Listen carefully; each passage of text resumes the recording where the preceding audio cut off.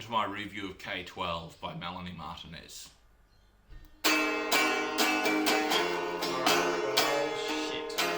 What?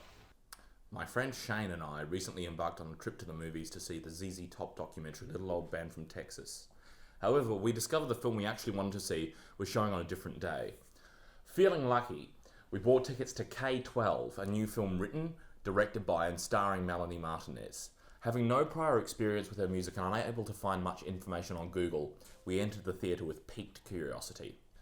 10 minutes in, we realised this film, while billed as a horror comedy musical, was really more a series of loosely connected vignettes upon which music videos were scattered. It ties in with Melanez's second LP. LP is a full album for all you non-record users out there. Second LP of the same name. The film stitches together a story from the songs on the album, and the songs are the main focus. At one point in the film, 3 songs play consecutively with no dialogue in between to connect them. The basic plot revolves around a character called Crybaby, played by Martinez, as she attempts to survive a tyrannical and psychotic schooling regime, attain womanhood, attract a cute boy, kill the headmaster, discover/develop her magical powers, and break herself and her classmates out of the school.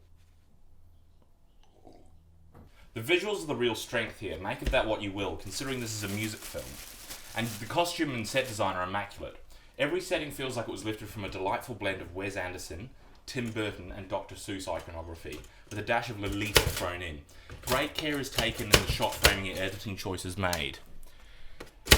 And the pace the film has been edited at leaves one in a state of visually enthralled yet uncomfortable closeness to the action and characters on screen. The computer-generated visual effects feel pretty cheap at times, but they do add to the sense of bizarre otherworldliness that this film relies on, essentially, to sell its main punch. Unfortunately, the stellar editing and visual direction are let down by this film's 3 big problems, and they are real problems. The film does not particularly succeed with its characters, its story, or its dialogue. Barring a couple of reasonably genuine scenes where the main characters are discussing topics like periods, in a way that doesn't feel like it was written by a man. The dialogue is very drawling and expositional it is. This problem was nearly unavoidable as there just aren't enough scenes or events to induce the kind of conversations on screen that would result in the exposition being delivered in a natural way. Therefore, half the time, a lot of the plot of this film is dumped in 4 or 5 big clunky sentences between songs, as 2 characters directly tell each other what's going on. The other half of the time, the exposition is not even delivered at all, leading to several perplexing moments of beautifully realised insanity where the main character operates on by a bunch of surgeons that all look identical. They're trapped in a glass jar and forced to dance for drugged classmates, or at one point they actually throw a bus off the cliff with their telekinetic powers.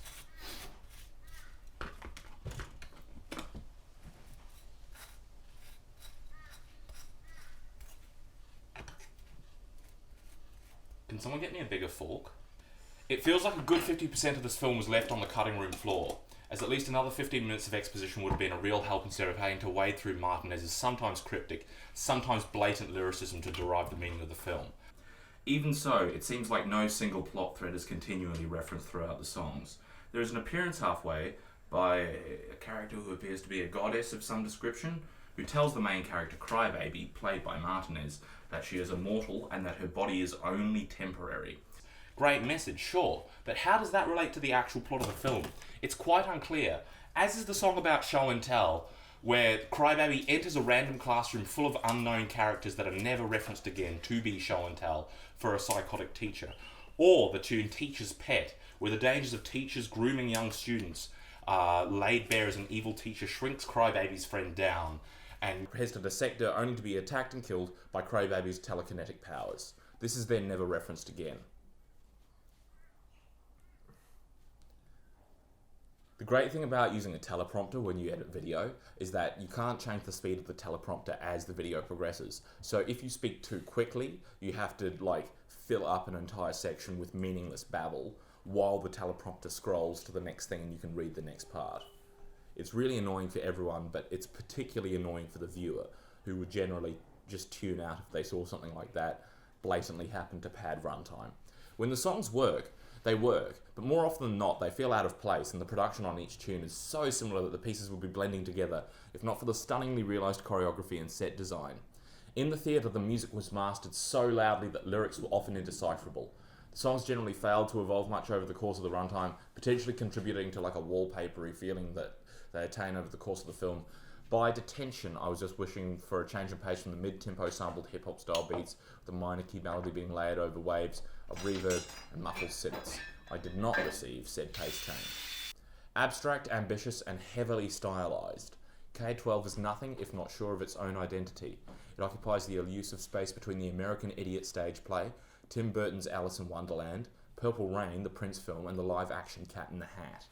Like these examples, the film had some significant narrative-based problems overshadowing its considerable aesthetic triumphs, and probably won't make Melanie many new fans. That said, I didn't hate the movie.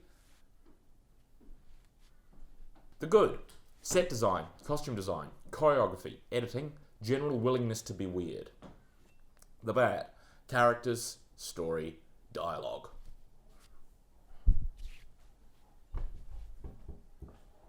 Why do they have the guy from Thunderbirds? I don't know what yet. So Parker's driving skills have deteriorated. Isn't there a school bus that flies in Thunderbirds?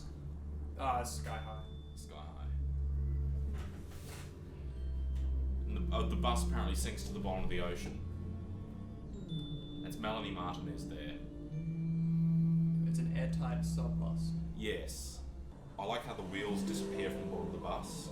Then it flies through the air. Wow. If Melanie Martinez is watching this, can you please message me and tell me why the bus flies?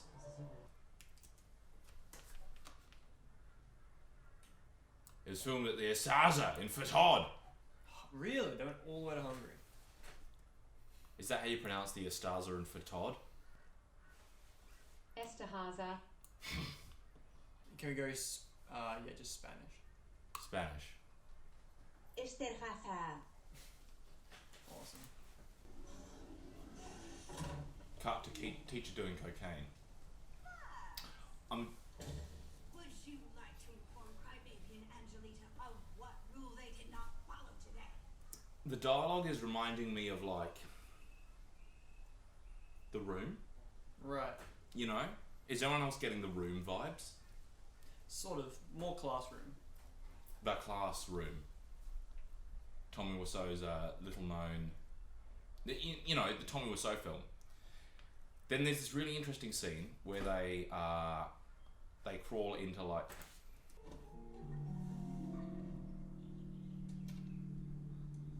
So where were they playing this? What cinema? This was at Event Cinemas in Chermside. Wow, okay. Yeah.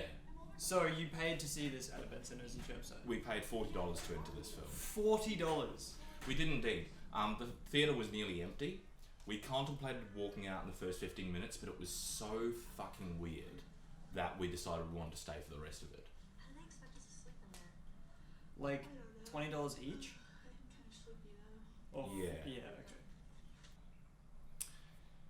It feels like it's referencing something that's been set up in a film we didn't see. You know? Yeah. I think it's all intentional, you know? It must be. Like, it's intentionally... This is why I feel like it's difficult to review, is because it's intentionally... Disorientating. Yeah, exactly. I'm going to fast forward to the bit where the guy eats glue. It's really quite difficult to watch. So why... Is this just a take on, like, you know, the kids, like, sniffing glue? But just a more, like, obscene version of it? I don't know. Maybe the old videos would give us context as to what the hell is supposed to be going on in this movie. Alright. It's the sort of film where I almost wish it was 3.5 hours long, just so you could explain everything. But I don't think it's supposed to be explained. I think it's just supposed to be this sort of just, you know, crazy, formalistic sort of, you know, art piece / extended music video. What is K-12 actually about? Kindergarten, 12th grade. Yeah, well, now we're getting a literal definition, so let's add the buzzword. It's like you're asking her directly. There's a whole Yeah. wiki on it. Melanie Martinez wiki? Of course. The number one Melanie Martinez encyclopedia. Can There we are go to the number 2? Yeah, there are competing Melanie Martinez encyclopedias. What's the number 2? Shown selected theatres for one day only on September 5th. Huh. Wow, so, yeah. You saw one of the only screenings of this thing. In Australia. So many fans out there so mad at you right now. Yeah. That you got to see it. Melanie, Accidentally. Melanie began writing the script and sort of... the script was then cut down. Man, what was it like originally? Any big names? I didn't recognise anyone. Who's Megan Gage? I like how they all have their own pages that on here though.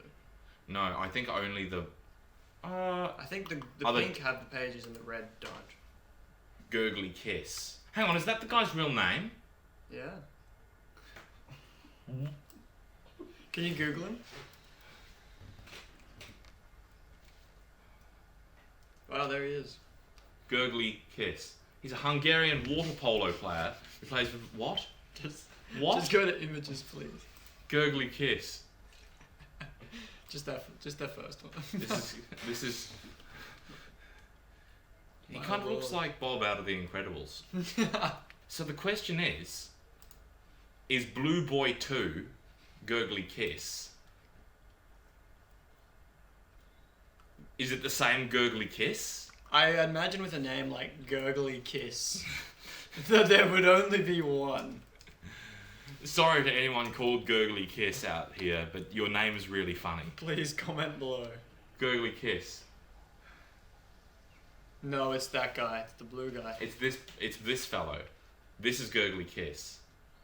Although they said that, yeah. Gurgly Kiss, if you're watching this, we want to talk to you. We want to know your life story. Here, I'm gonna do a quick stalk. Take that. Do you reckon he's gonna have a Facebook profile? Hang on. Let's get The egg will be on our faces. I bet you next year there's gonna be like a new John Green film and Gurgly Kiss will be the main love interest. Hang on. Here. I want to contact him. Hungarian actor? Oh, it's different. It's Istvan Kiss. But it's obviously a Hungarian name because like Kiss and Gurgly because they filmed the movie in Hungary, and so clearly there's a few Gurgly Kisses out there in Hungary. It's like a Joe Smith out there. Yeah, and it's just an extra that the theatre company is hired to come in and do and wear blue paint. What are the qualifications you need to wear blue paint in a Melanie Martinez film? The defence on the Church of the Light of the This is getting dark. Gurgly Kiss, the defence of the Church of the Light of the Hungarian Decrets and Synods in the 11th, early 14th century. What? Must just be some obscure sect of Christianity. We're going down the rabbit hole now. But what if we read through this document and it explained K-12? So the rest of the video is just going to be us reading this document about violence against the church and violence within the church in the Middle Ages. Okay, that makes more sense as a title. There's a boy! There we go. Well, is that Gurgly or is the other one Gurgly? I don't know, but it's Wow, hands. I wonder how they did that effect. Someone gave him a Gurgly kiss and he reacted badly. Melanie Martinez. Blue people. There we go. Blue Boy. Ah, finally. So this was on a different album. Okay. There we go. Played by There's Luke. 3 actors. One of them being Gurgly Kiss. Okay, it should go down to the photos because it should say, right? Also, Blue Boy Boy's is upset a by- recurring character. He's upset with his current relationship with Basic Bitch. They're not really in love, he's just dating her for her looks. Falls for Crybaby, and Basic Bitch and Crybaby begin to fight over him.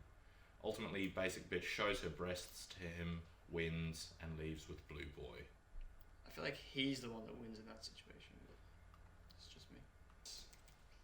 There was a... Kiss Gurgly, Wow, official. there's an official.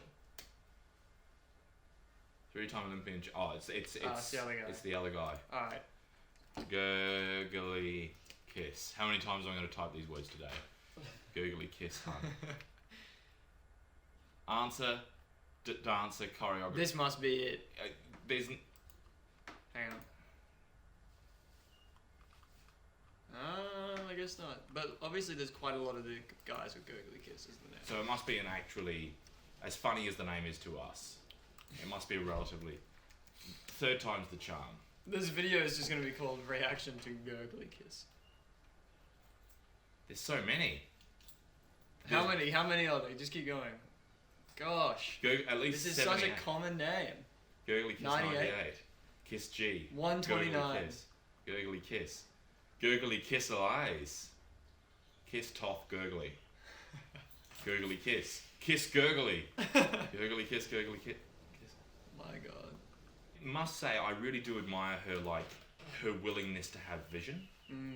There are a lot of songwriters who wouldn't even think, like, to structure these things as giant film projects.